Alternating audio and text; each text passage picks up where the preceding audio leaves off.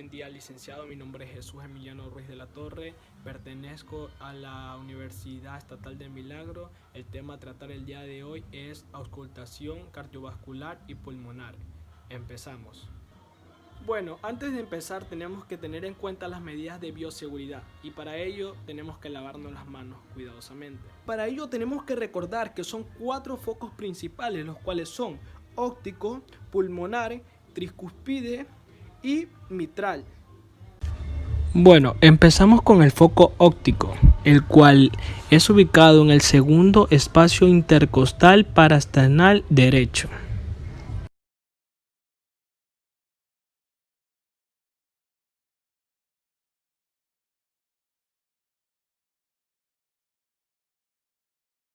Bueno, ahora estamos en el foco tricúspide, el cual está ubicado en el quinto espacio intercostal izquierdo.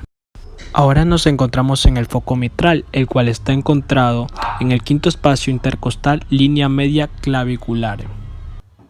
Bueno, a continuación vamos a ver la auscultación pulmonar. Le pedimos al paciente que ponga sus manos a sus hombros opuestos para así apreciar la escápula al momento de auscultarlo. Bueno, y sin nada más que decir, fijaremos 8 puntos de auscultación en cada lado del tórax. La auscultación siempre debe ser bilateral.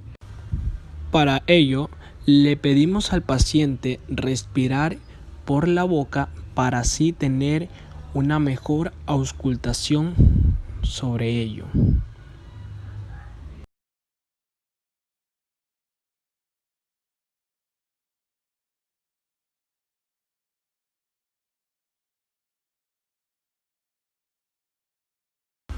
En la pared anterior mayormente se realiza a nivel del primer espacio intercostal, a nivel de la línea media clavicular. Bueno, y de esta manera concluimos el video. Ya sabemos cómo auscultamos la parte anterior y posterior pulmonar, así como también la auscultación cardiovascular. Muchas gracias.